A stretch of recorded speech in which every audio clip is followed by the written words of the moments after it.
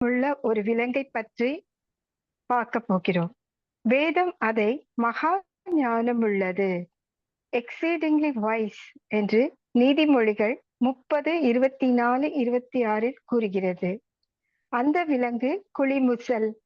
நாம் எல்லாரும் ஞானம் உள்ளவர்களாக இருக்க விருப்பம் உள்ளவர்கள். நம் எல்லோருக்கும் கர்த்தருக்கு பயப்படுதலே ஞானத்தின் ஆரம்பம் என்ற வசனம் தெரியும். இந்த குளிமுசல் மகா ஞானமுள்ளது. அது எலி வகையைச் சேர்ந்தது. அது பலனற்ற விலங்கு. வெகு எளிதாக அதை பறவைகள் வேட்டையாடி விடும். அதனாலே அது கன்மலையின் இடைகளில் தோண்டி தன் வீட்டை கட்டுகிறது.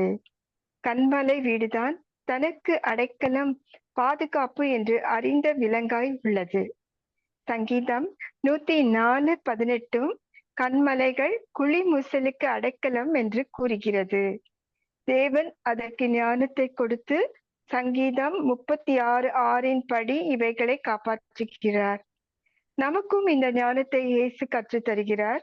மத்தேயு 7:24 ஆகையால் நான் சொல்லிய இந்த வார்த்தைகளை கேட்டு இவைகளின் படி செய்கிறவன் எவனோ அவனை கன்மலையின் மேல் தன் வீட்டை கட்டின புத்தியுள்ள மனுஷனுக்கு ஒப்பிடுவேன். பெருமழை சொரிந்து பெருவெள்ளம் காற்று அடித்து அந்த வீட்டின் மேல் மோதியும் அது விழவில்லை. ஏனென்றால் அது கன்மலையின் மேல் அஸ்திபாரம் போடப்பட்டிருந்தது. 1 கொரிந்தியர் 10:4 படி அந்த கன்மலை கிறிஸ்துவே. இயேசு கற்றுக் கொடுத்த கன்மலையின் மேல் நம் வீட்டை கட்டுவோம். தாவீதும் சங்கீதம் 18:2 கர்த்தர் என் கன்மலையும் என் கோட்டையும் என் இரட்சகரும் என் தேவனும் நான் அடைக்கலம் புகும் என் துருகமும் என் கேடகமும் என் இரட்சணிய கொம்பும் என் உயர்ந்த அடைக்கலமாய் இருக்கிறார் என்று சொல்லுகிறார்.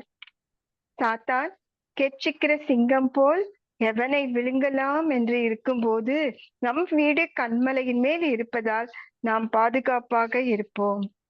எல்லாம் மாயை மாயை என்று சொன்ன சாலமன் மகா ஞானம் எக்ஸீடிங்லி வைஸ் என்ன என்பதை நமக்கு குளிமுசல் மூலம் கற்றுத் தருகிறார். நம் இயேசு கிறிஸ்து அந்த மகா ஞானத்தை எப்படி அடைவது, அந்த வீட்டை எப்படி கன்மலையின் மேல் கட்டுவது என்று கற்றுத் தருகிறார். அவர் கற்றுக் கொடுத்த வழியில் அந்த ஞானத்தை நாமும் பெற்றுக்கொள்வோம். ஒவ்வொரு நாளும் அவருடைய வார்த்தைகளை கற்றுக்கொண்டு அதற்கு கீழ்ப்படிந்து நடப்போம். ஆமேன். இந்த வாய்ப்பினை தந்த தேவனுக்கும் சபைக்கும் ஸ்தோத்திரம்.